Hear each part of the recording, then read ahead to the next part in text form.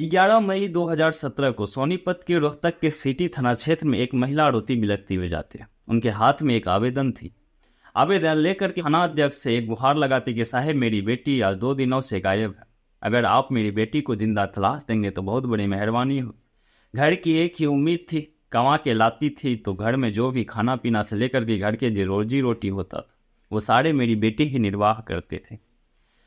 थाना अध्यक्ष भी इस मामले को गंभीरता से लेकर पूरे मामला का जांच पड़ताल करता और 11 मई को उस लड़की को जिंदा तो नहीं बल्कि एक लाश के रूप में मिला। जब उस लाश को देखा गया तो लाश को देखने के बाद पुलिस के भी पैरों तले जमीन खिसक गया था। किस तरह से एक इंसान इतनी दरिंदगी की तह तक जा सकती है। उस लाश की ना जाने कितने सारे अंग गायब थे। लाश के चेहरे को मिटा दिया गया था।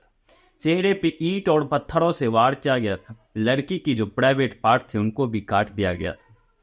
राधे राधे, नमस्कार, सत श्री अकाल। मैं हूं कोमल यादव। आज की जो सच्ची घटना है, हालांकि इस तरह की घटना सुनाने का भी मन नहीं करता। घटना ऐसे होती है सुनते आंखों में आंसू आ जाते हैं। पुलिस वाले भी जब इस पूरे मामला का जांच पड़ताल करते हैं तो वो भी कभी कभी शौक हो जाते थे किस तरह दरिंदगी भी इतना गिर सकता है। ये पूरा मामला की शुरुआत होती है सोनीपत से। अभी हमारी देश निर्भया के कांड से उड़ा भी नहीं था कि एक और निर्भया जैसे कांड सोनीपत हरियाणा में हो गया। सोनीपत की एक लड़की जो अपने घर से कामकाज के लिए एक फैक्ट्री में जाती है, ये स्थिति उतनी अच्छी नहीं थी। पढ़ाई के साथ साथ वो लड़की पास के ही फैक्ट्री में जाकर के अपना काम करती है और वहाँ से जो भी पैसा होता उस पैसे से अपने घर को चलाया करती थी। एक दिन अचानक 2 मई 2017 को वो लड़की अकेले फैक्ट्री में काम करने के लिए जा रही थी, लेकिन उसको अकेले देख करके उसी गांव के ही एक लड़का जिनका नाम सुमित, वो लड़की को जब अकेला देखती है तो वो देखने के बाद उस लड़की के साथ छेड़खानी करती है। लड़की ने अपना छेड़खानी के बचाव के लिए ढेर सारे बात उन लड़का को बोलता है कि तुम जो कर रहे ये गलत कर रहे हो, इनके बारे में अगर समाज के लोगों को पता चलेगा तो तुम्हारी क्या इज्जत होगी। लेकिन कितने भी समझाने के बाद उस लड़का पे इस लड़की की कोई भी बात का फर्क नहीं पड़ता। वो लड़का उस लड़की के साथ छेड़खानी करते रहता। फिर लड़की को एक चीज़ समझ में आ गया था कि आज अगर मुझे इस लड़का से बचना है तो कुछ ना कुछ मुझे ही करना पड़ेगा। वो लड़की उस लड़का के गाल पे एक थप्पड़ जड़ देती है और थप्पड़ जड़ने के बाद वो लड़की वहाँ से सीधा फैक्ट्री चल जाती है और फैक्ट्री में रोज़ की तरह काम खत्म करके फिर शाम को अपना घर लौटती है। और घर लौटने के बाद वो पूरा का पूरा मामला अपने परिवार वाले को बताते हैं। परिवार वाले को बताते हैं कि आज मेरे साथ क्या हुआ। एक लड़का जो मेरे साथ छेड़खानी करने का कोशिश किया जिनका नाम सुमित, मैंने उसको थप्पड़ मारा। थप्पड़ मारने के बाद वो लड़का तो वहाँ से चला गया और मैं भी फैक्ट्री से सीधा घर आ गई। लेकिन वो लड़का वहाँ से जाने के बाद उनके मन में अब बदले की आग हो गई थी। वो सोचने लगा कि उस लड़की से किस तरह से बदला लिया जाए जो लड़की ने मेरे गाल पे एक थप्पड़ जड़ा। इसी तरह से फिर लड़की तो अपने कामों के लिए रोज फैक्ट्री आना जाना लगा रहा। लेकिन अचानक 5 मई 2017 को वो लड़की अकेले ही फैक्ट्री जा रही थी और उस दिन वो लड़की को अकेला देख करके सुमित और उनके एक साथी जिनका नाम विकास, वो दोनों लड़की को अकेले देख करके उस लड़की पे हमला कर देता। लड़की को मारपीट करता है, बुरी तरह से मारता है, पीटता है, डराता है, धमकाता है। उनको ये भी बोलता है कि अगर इनके बारे में तुम किसी को बोलेगी मैं तुम्हें जान से भी मार दूंगा। और लड़की को ये बोल के भेज देता है कि तुम मुझसे प्यार करो, मैं तुम्हें पसंद करता हूँ, और तुम अगर मुझसे प्यार नहीं करोगे तो तुम्हारे ज़िंदगी में अगर जो भी आएगा तो मैं उसका कत्ल कर दूंगा। तो ये बात सुन कर के लड़की तो उस दिन दो लड़के को देख कर कुछ नहीं बोलता।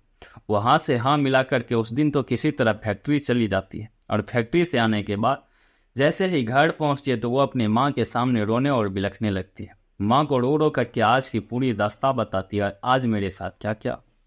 अब घर वाले जब इनकी बात सुनता है तो घर वाले भी परेशान हो जाता है, आखिर किस तरह से इस मैटर को शांत किया जाए। अब नेक्स्ट दिन जब बेटी फिर से फैक्ट्री काम करने के लिए जा रही थी तो उस दिन परिवार वाले सोचते हैं क्यों ना बेटी के साथ जाया जाए, और गांव के ही एक दो लोग को और साथ लेते हैं। साथ लेने के बाद बेटी के साथ चुपके से उनके पीछे पीछे जाते हैं। लेकिन ये इस बातों की भनक उस सुमित कुमार और विकास को भी लग गया था कि लड़की की परिवार वाले भी उनके साथ आ रही है। इस चीज़ों से उन्होंने उस दिन पीछा नहीं किया।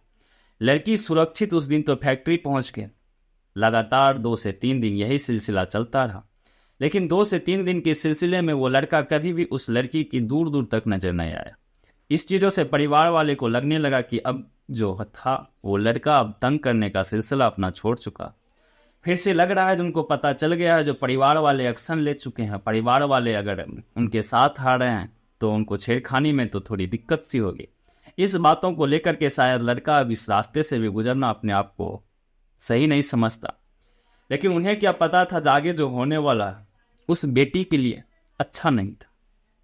अचानक 9 मई 2017 को लड़की अपनी सहेली के साथ फैक्ट्री काम करने के लिए जा रही थी, लेकिन तभी एक गाड़ी ओमनी वैन उस लड़की के समीप आके रुकती है और रुकने के बाद उसमें से 2 व्यक्ति उतरते हैं। उतरने के बाद एक लड़का अपने दांत से पिस्तौल निकालते हैं और पिस्तौल निकालने के बाद उस लड़की के सर पे सटा देती, उस लड़की के सर पे सटा देता और सटाने के बाद बोलता है, अगर तुम्हें अपनी ज़िंदगी से प्यार है तो मैं जो बोल रहा वो तुम्हें करना पड़ेगा, अगर तुम नहीं करोगी तो मैं तुम्हें यहीं मार दूंगा।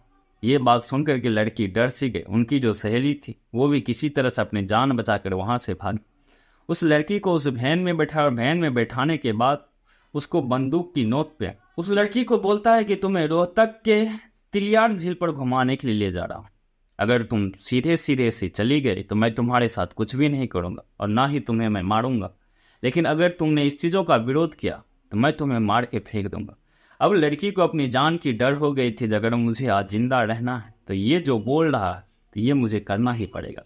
अब लड़की भी उनका बात मान गई और मानने के बाद वो लड़की चुपचाप से उस वैन में बैठी थी। जो भी बोल रहे थे वो कर रहा था। वो उम्मीद कर रहा था कि शाम तक में तो मुझे अपना घर छोड़ ही देंगे। तीनों उस वैन में बैठे हुए थे, तीनों को काफ़ी ज़्यादा भूख लग चुका था। अब अचानक एक जगह वैन रुकती, रुकने के बाद इसमें से एक लड़का उतरता है और उस ढाबा पे जाकर के खाना लेता है। दाल चावल खाना में था और दही लेते हैं, और दही लेने के बाद तीनों उस वैन में बैठते हैं और फिर खाना खाते हैं। और अचानक से उस लड़की को जो खाना दिया गया था उस खाने में नशीली पदार्थ मिला दी गई थी। जैसे ही नशीली पदार्थ वो लड़की खाती है, खाने के बाद वो बेहोश सा हो जाता, और बेहोश होने के बाद अब यहाँ से एक ऐसी दरिंदगी शुरू होती जो इंसानियत के लिए शर्मसार करने वाली हो। अब वो दोनों लड़का उस लड़की से लगभग 2 बजे से लेकर के 8 घंटा तक लगातार उनके साथ रेप जैसी घटनाओं को बर्दाश्त किया।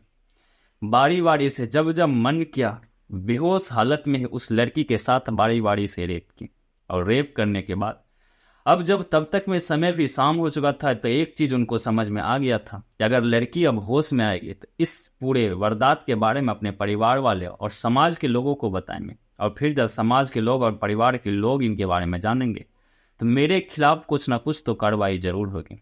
इस चीज़ों को सोचते हुए वो लड़का उस लड़की को एक खाली प्लॉट में ले जाकर के उस लड़की को वहाँ पटक देता, और फिर अचानक उनके दिमाग में खुरफाती चीज़ जाग उठती है। वो सोचने लगता कि कहीं अगर इन लड़की की लाश को ही और इनके सब को अगर इनकी पहचान मिटा दी जाए तो कभी परिवार वाले अगर मुझ पर आरोप भी लगाए तो मैं इन चीज़ों से बच सकता हूँ। लेकिन कहा जाता है कातिल अगर कितनी भी कातिलाना तरह से कत्ल को अंजाम दे तो पुलिस कहीं ना कहीं से उसे ढूंढ ही निकालता। अभी कुछ ऐसा ही है।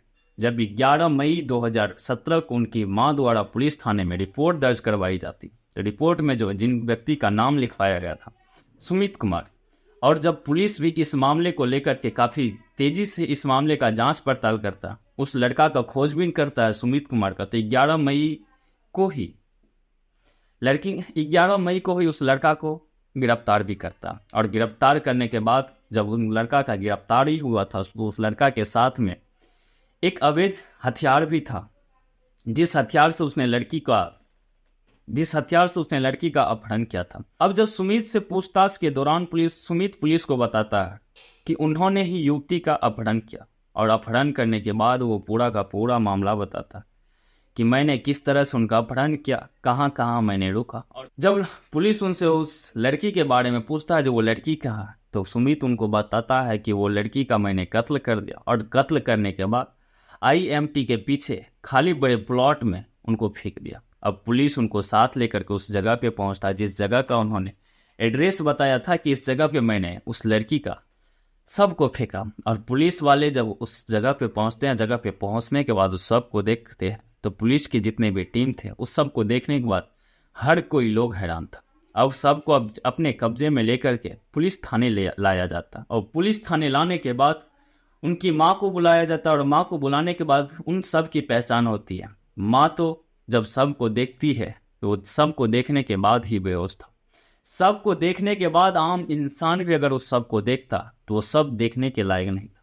वो सब की चेहरे की हर एक निशान मिटा दी गई थी। उस सब पे ना जाने शराब की बोतल से कितनी जगह चीरा गया था, फाड़ा गया था। उस सब की ना जाने प्राइवेट पार्ट्स जो थी उनको भी काट दिया गया था। इतनी दरिंदगी के साथ उस सब के साथ दरिंदगी की गई थी, जो किस तरह से एक इंसान की तो ये इंसानियत नहीं हो सकता। अगर एक इंसान अपनी दरिंदगी की हालत में भी आ जाए तो इससे ज़्यादा गिर नहीं सकता। अब पुलिस इन सब को अपने कब्जे में लेकर के पोस्टमार्टम कराती है, और पोस्टमार्टम कराने के बाद जब रिपोर्ट आता तो रिपोर्ट में बताता है कि इस लड़की के साथ 8 घंटे से भी ज़्यादा रेप किया गया, और फिर इनके अलग अलग जगहों पे शराब की बोतलों से वार की गई, चेहरे को ईंट और पत्थरों से मारा गया, और फिर पुलिस इन पे चार्जशीट लगा के इनको कोर्ट में पेश करता। हालांकि इस पूरा मामला को लेकर के तब तक सोनीपत में आग पकड़ चुके थे। जगह जगहों पे लोग इनका धरना प्रदर्शन कर रहे थे, क्योंकि अभी देश निर्भया के कांड से उड़ा भी नहीं था, लेकिन एक और निर्भया से भी बड़ी कांड देश के लिए शर्मसार करने वाली थी। लोग जगह जगह पे धरना प्रदर्शन कर रहे थे। बड़े बड़े नेता इन लड़की के घर पहुंच रहे थे, उनको न्याय दिलाने की बात कर रहे थे।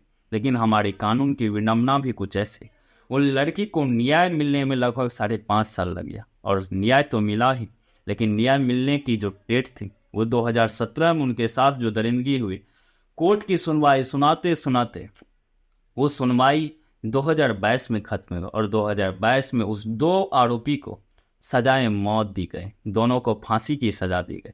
लेकिन जब फांसी की सजा सुनाया जा रहा था तो उस दोनों आरोपी के मुख पे किसी भी तरह की कोई हैरानी नहीं थी। वो दोनों पहले से ही जानते थे कि मुझे फांसी होने वाला, लेकिन इस चीज़ों से उसकी चेहरे पे कोई भी हैरानी नहीं था। इन लोगों को अगर मौत की भी सज़ा दी जाए तो वो मौत भी कम पड़ जाए।